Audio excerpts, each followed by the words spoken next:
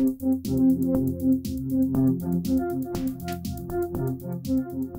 everybody, it's Elizabeth from Elpis Astrology at elpisastrology.com. Thanks for joining me today. So this is going to be my take on the astrology and then the horoscopes for the individual signs and ascendants for March 2024. So we have eclipse season starting. So we'll have our first eclipse towards the end of March, and I'll discuss that in a few minutes, in Libra. And then, of course, in April, we will have a new moon total eclipse in Aries. So I would say the significant thing that's going on this month is that Mars is in Aquarius for most of this month. And what is that? Mars in Aquarius says to me, unique, unusual ideas, maybe even scientific breakthroughs of some sort coming through from a collective level. Great energy put into humanitarian causes, great energy put into rebellion. That type of thing could be going on all of March as well. And especially with the eclipse at the end being a full moon, there may be some culmination of some sort with regards to these types of things, right? All right, so right on the 1st of March, we have the sun is going to be conjuncting Mars, 10 degrees of Pisces.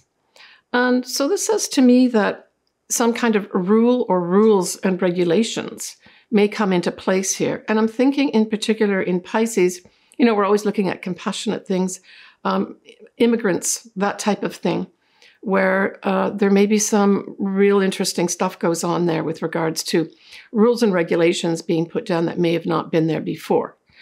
We look at the 3rd of March, we're then looking at Venus squaring Uranus. And so we're starting off the month here with sort of a lot of energy that's moving around, some sort of challenges, I would say, as well. Now, when we look at Venus, we're talking about love on an individual level, and more of on a collective level, we're looking at our money systems. And so right at the 3rd of March, we may have some kind of challenge with regards to money systems. And I mentioned this last month as well, but this could bring something up pretty significant because this is an eclipse month as well, right? So when we look at our first lunation, it is a new moon in Pisces at 20 degrees of Pisces, 17 minutes at 1 a.m. Pacific Standard Time. Now we look at the rulers of the moon, and the modern ruler, of course, is Neptune, and Neptune is in Pisces at this time. It's not conjunct the moon and the sun, but it is hovering kind of close by with regards to it being in the same sign. And we also look at the more ancient ruler, and that, of course, is Jupiter. And we know that Jupiter is in Taurus right now. So with the Neptune being so close by to this moon and sun, there's sort of this element of literally water. So there may be some significant things that happen with regards to our water. This could go different ways. Maybe we're going to discover ways to clean up our water in a more efficient way that can be adapted by many people. But this also can bring in that whole immigrants and migrants type thing as well. Just straight off, it can bring in compassion. And, you know, when we look at, so I have my charts with me as well. And, you know, when I looked at this new moon, there's so much going on in Pisces. So we've got the Saturn, we've got the moon, the sun, Neptune. But then we have Mercury, even though Mercury is conjunct with Neptune at 0 degrees of Aries, it's out of that sign. And so I really got this impression that there may be some kind of ending with regards to maybe a world leader of some sort, just with the whole lineup of Saturn, the moon, the sun, Neptune, all in Pisces, followed by that Mercury at 0 degrees of Aries. And of course, that sextiles Pluto over at 1 degree of Aquarius. And so this really brought in, you know, a transformational aspect as well. This could also lend itself to some literal big changes with regards to some world leaders of some sort as well, where there's some announcements that come out regarding that. And I think also whatever comes up around this time, whatever announcements come out, especially with that Mercury at 0 degrees, right? That's a critical degree, sextiling that Pluto. Pay attention to what comes out at this time, because Pluto will be staying around that 0 to 2 degree mark, accenting that whole sextile that's formed with Mercury at this new moon in Pisces, right? All right, so we have Jupiter that is sextile Saturn, which is positive. That's bringing in some creative energy and expansion with regards to structures around us. This could also be, foreign, some kind of foreign element here, given opportunities to lay down the law, to put down the law, to make laws, that type of thing as well. And actually, Jupiter and Saturn together also can be the courts. And so there may be some significant things that come up here with regards to some kind of ongoing court or legal matter, where it's like, I get this vision of the judges, the courts taking control of that and laying down the law. We have Mars, as I said, that's in Aquarius most of the month, will be squaring Uranus. And so this is just upsets. It's upsets. It's also frustration. And as I mentioned last month as well, these types of aspects are around the 10th of March. So you can take days on either side of it. If you're frustrated, that's okay. But do know that this will pass. It also says to me delays, unexpected delays. So if you're listening to this in early February when I'm making this, maybe don't plan some big, launch or something like that around, even though it's a new moon, because that's a pretty significant transit there when we've got Mars squaring Uranus. So upsets, and of course, on a sort of mundane level, this could also be things literally coming out of the earth as well. Again, earthquakes, volcanoes, that type of thing.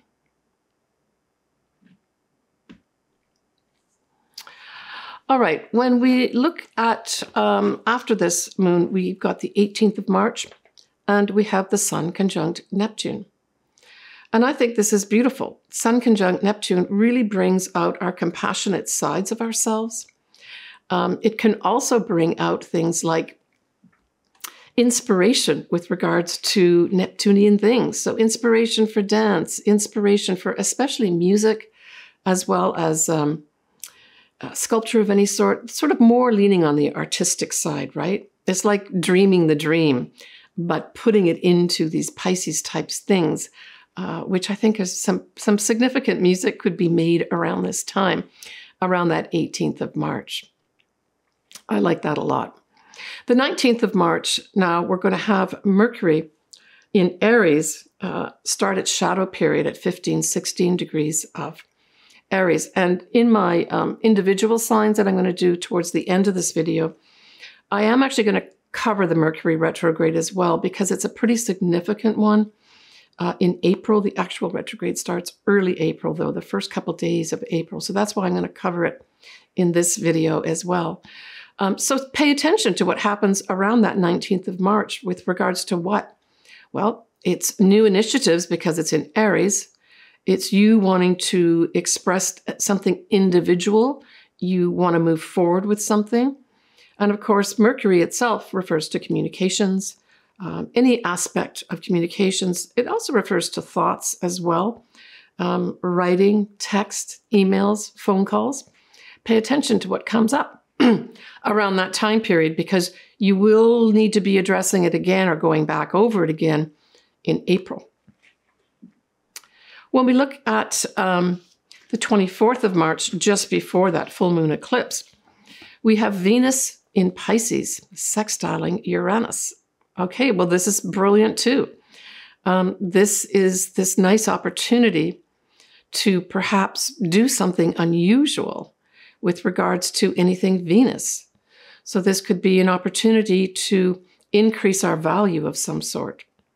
It's also love and money. So this could be opportunities to make some money unexpectedly. Opportunities to potentially fall in love. But there's this unexpected element when we're talking about Uranus's involvement here. If we go back a few days, we actually have the spring equinox that's going to be coming up.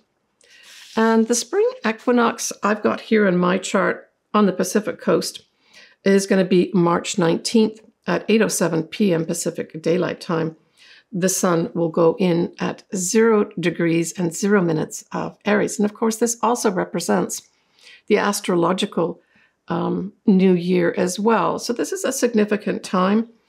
And I put the chart up here for you to take a look at because there's a few things that stood out for me. Notably, we've got the moon at this equinox at 3 degrees of Leo. And then opposite to that, we have Pluto at 1 degree and 39 minutes of Aquarius. So this is an opposition that's happening here. And to me, this is igniting all things Leo. That's what I got from this equinox. So all things Leo, what does that mean? Well, it certainly rules things like royalty. It rules things like being our authentic selves. So there's going to be an accent on that in terms of an energy. And it also rules things like expressing your artistic side. So this also could be a 3-month time period, right? Starting at the 19th of March with regards to being authentic when you express your authentic self and artistic self. So this could be maybe some significant works of art are going to be coming through here. Or just something that is artistic, maybe not necessarily painting a painting, but that could be here too. There may be some people that take that up around this time and over the 3 months produce something of real value and significance. It also rules children, Leo. And so something could come up with regards to children too. And I'm thinking, you know, kind of generalizing that with regards to children and in school. There may be some things that come up with regards to that as well, right? It's also games of chance. But the big thing too, besides being authentic with Leo, is having fun.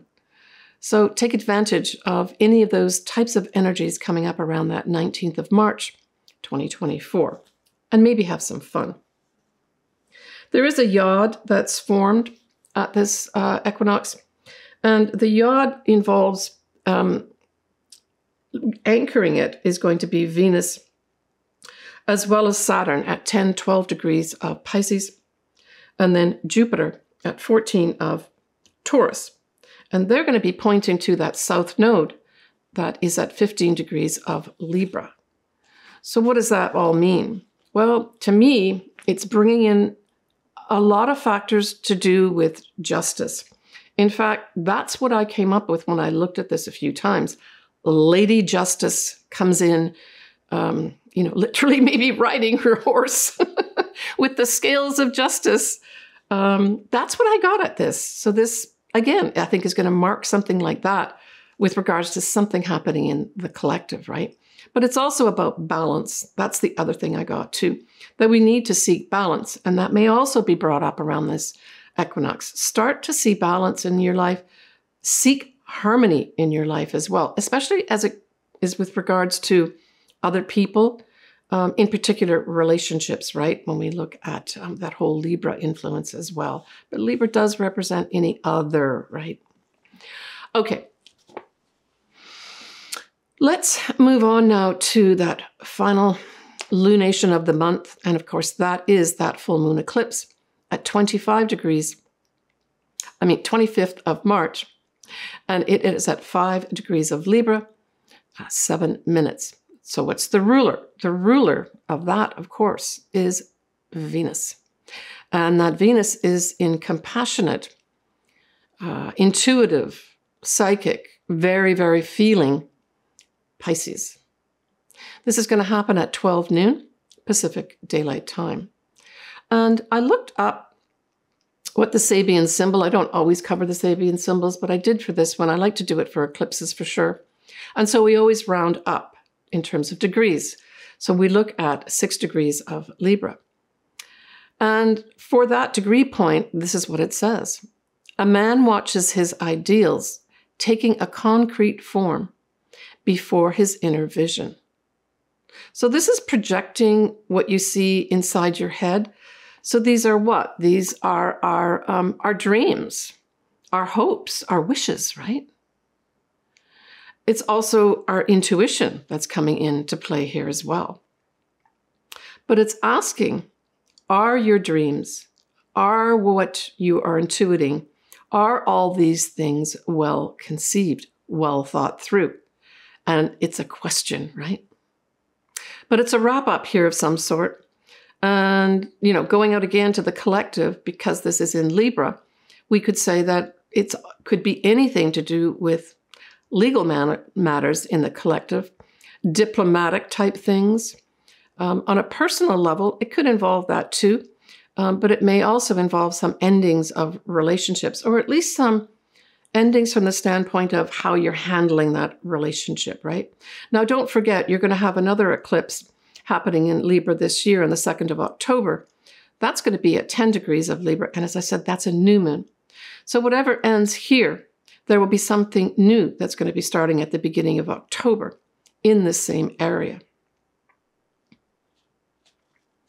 Now, at this eclipse, we have a wide conjunction between the North Node and Mercury, around 15 degrees of Aries.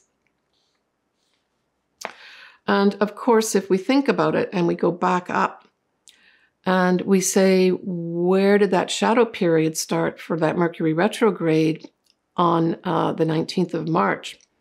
It's at 16 degrees of Aries. So there's some connection here with this eclipse with regards to communications, with regards to our thoughts, with our desire to move forward with something with regards to our destiny, right? So there's a tie-in here with that North Node conjuncting Mercury at that conjunction of the 15 degrees of Aries and the Mercury retrograde that officially starts next month in April. We have nicely Venus sextiling Jupiter. We have a wide sextile between Saturn and Jupiter. And so these are just positive energies with regards to expanding what we want to do, expanding what is important to us, expanding our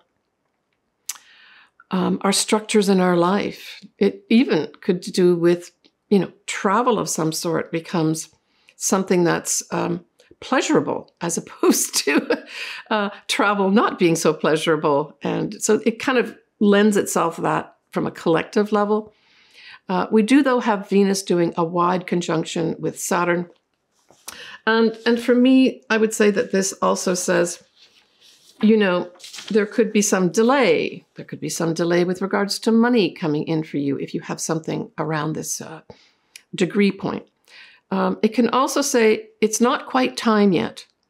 And so if I go back to the fact that this is a full moon eclipse, there's also this stop sign as well that's coming up with this Venus and Saturn that says not quite yet. So going back to that whole Sabian symbol, it's just saying, just review those things that you really think you want to do here. Review your visions, review your dreams, your hopes, what you want to move forward with. Just do a double check on it. Okay. We also have here, with the sun that's going to be in Aries, we have both the North Node on one side of the sun and we have Neptune on the other side. And I just got this impression when I looked at this that there may be some kind of destiny with regards to things that we want to manifest for ourselves. This also could be a time period where, something comes to light with somebody in a position of power where it's almost like they could grab some destiny of some sort here. But they may do it through, I think with this Neptune very close by to the sun here at 5 degrees of Aries at this full moon eclipse. I just got this grab of some sort. But doing it through you know, fogginess through means that maybe are not so on the up and up, right?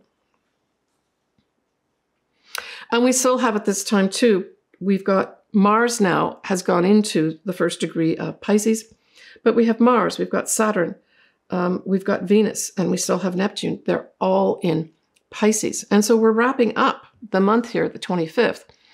And so again, I feel there's, it's a time of endings, and it's not necessarily a time of endings of, you know, this feeling of loss necessarily, but it's like this wrap up. Let's just let this stuff go.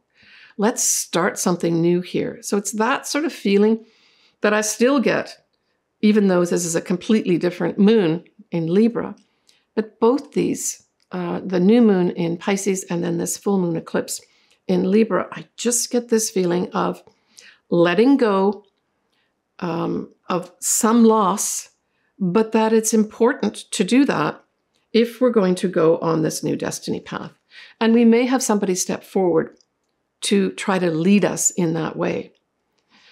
Okay, I'm going to leave it at that. On the 28th of March, we have Venus sextiling Uranus. So towards the end of the month, we've got this lovely Venus sextile Uranus. So this is opportunities for us to what? To potentially connect with someone in a love connection, an opportunity maybe to raise the value of ourselves, the opportunity to potentially make some money. But this, in from a collective level, can also be a time period where we have the opportunities to make changes with regards to our global currencies.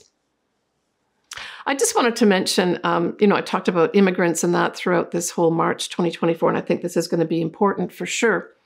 But I wanted to mention a client of mine, Patricia Pepper, has published this fabulous book called Passport, Please. I read it and I really enjoyed it.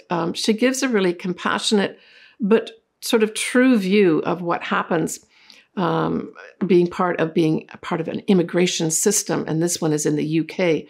I'm going to put the link below to her book, but it is a really good read and it combines a lot of things. But there's real compassion in this book and real understanding and feelings for the people who she has to make decisions about with regards to an immigration standpoint.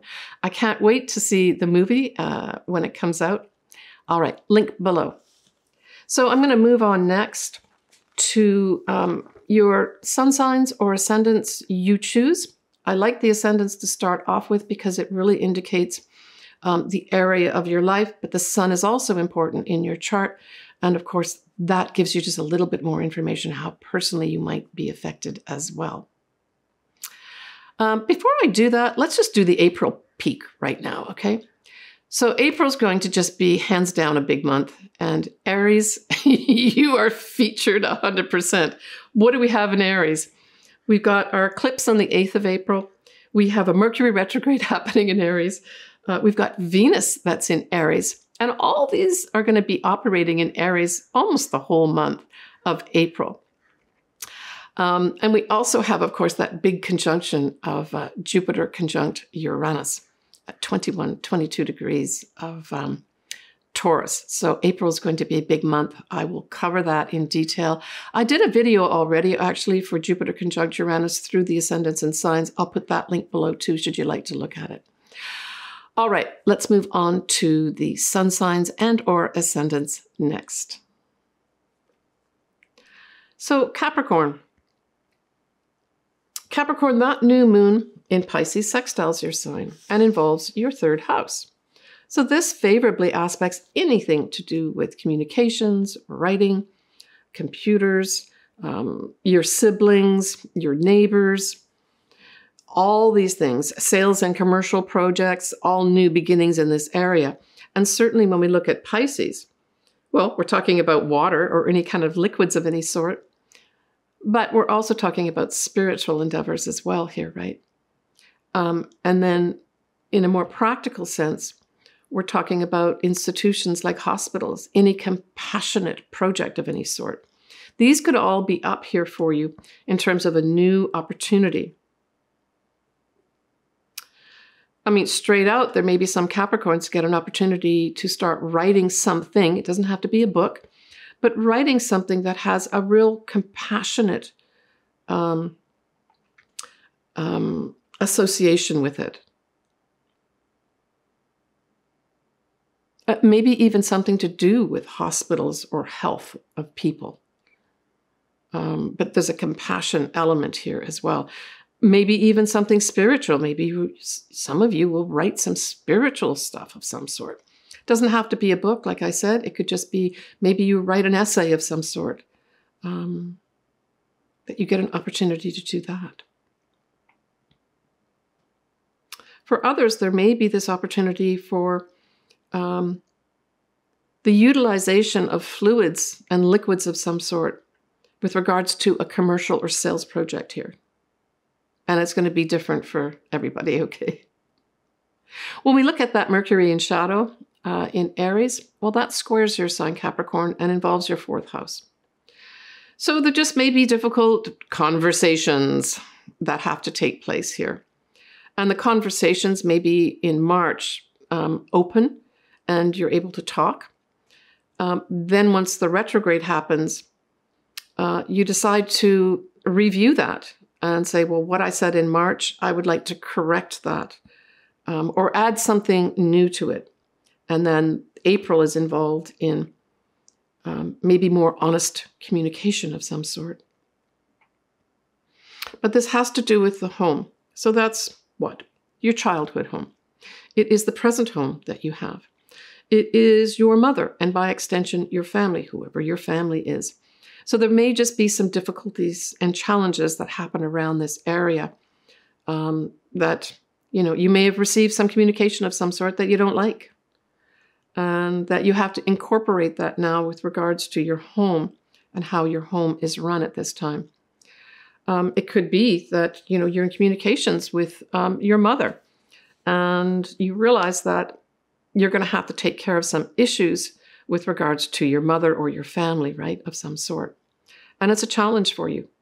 I say, reach out to people. You've got that whole new moon in that 3rd house, highlighting positively communications. Reach out and communicate with your siblings because they may assist you with that whole Mercury retrograde square. Even your neighbors may help you too. All right, when we look at that full moon in Libra, that squares your sign too, and that involves your 10th house. So for some Capricorns, you may have just had enough in your career and you just want to change it, that you just want to get out of the career. For others, you may be given marching orders to up your game a little bit, where somebody wants you to take more work on with regards to your career. And again, this is a challenge for you. Doesn't mean you can't do it. It just means that you're going to have to step outside your comfort zone. I say in this case, if this is you, Capricorn, take the 10,000-foot view and be honest with yourself and ask, is the career I'm in right now the one I should be in? Or is this just something I've got to polish up some skills that I have or take on new skills and then I should be fine? Look at both those kind of scenarios because this is an eclipse. You could have the opportunity of letting go of a career here and doing something different. And that doing something different may turn up at that new moon in Pisces, right? Communications come in to favorably give you opportunities in new areas. But for others, if you really just need to, there's a legal aspect or diplomacy aspect associated here too with regards to this square. And so, it's one of those things where you may have to be the emissary of bad news for some people at work, and you don't like doing it, right? It can be you being the negotiator where you feel you know what's right, but you got to listen to the other person. So that could also be, elements of that could also be here for some Capricorns. But hey, your good news is by November, Pluto is completely out of your sign. So that is something positive to look forward to. And hey, Capricorns, you also have 2 new moons this year, right? You already had one in January, and then you have another one literally at the end of December. So these are positive news. This whole year is a year of new starts for Capricorns, hands down. So don't forget that. Take care, Capricorn. Okay, everybody. As always, I am sending everyone a lot of positive energy for March. Positive energy at that eclipse at the end of March. And, you know, if anything negative does happen in March, try to see it. Try to put a positive spin on it. Spend time thinking, okay, what are the positive aspects of this ending? Because there will be some endings in people's lives at this time. And hey, look forward to April when, oh my goodness, there's so much happening in April. And I will put that all together for you. As I said, I've got some of the April goings on, especially the Jupiter conjunct Uranus. I've also got a video, as I mentioned, so I'll put that link in here. And you can certainly, you know, listen to that. I've got the ascendants and sun signs in there too. All right, sending you lots of love, everybody. Leave comments. I love doing charts. I love doing any astrology or tarot. Get in contact with me if you want me to do a reading for you. I love doing that. Lots of love to everybody. Please take care, and bye for now. Hi everyone, it's Elizabeth here from Alpes Astrology. I'd like just to give you a little more detail about what I do with regards to the services I can offer you. Certainly, I suggest that if you've not had your chart ever done, this would be a good time to do it. Contact me. All my contact details are below, and we can talk to each other back and forth and arrange something for you. So I offer different services. I offer a full astrology report for two of my services. One is where I look at both your natal chart and your progress chart in detail. I accompany that with a physical chart, as well as your charts that I'm looking at for that year. I do what's called a transit chart, which really involves your progressed chart for that year in combination with your natal chart. I give you a report for that as well. Typically, I'd be updating an existing report for you. I have a lot of clients that come back to me yearly. And then the other service that I offer is a combination of taking a quick look at the astrology. Typically, it would be a year or 2 year, what stands out for me, looking at that, and then adding in at the end a tarot card reading to accompany it. I record that and send that to you pre-recorded. So that's not a live session. The other two that I do are live session. And then I offer, obviously, custom. I do a lot of picking marriage dates, compatibility. I typically use what are called Davison charts or synastry as well, where I can combine two charts to see how do these two charts of these people work together. More often, it's going to be sort of romantic relationships, but it can also be business relationships too. How well do we work together type thing by producing one chart. So I do all that. As I said, I would love to do your chart. Contact me below, and we can work together to make that happen for you.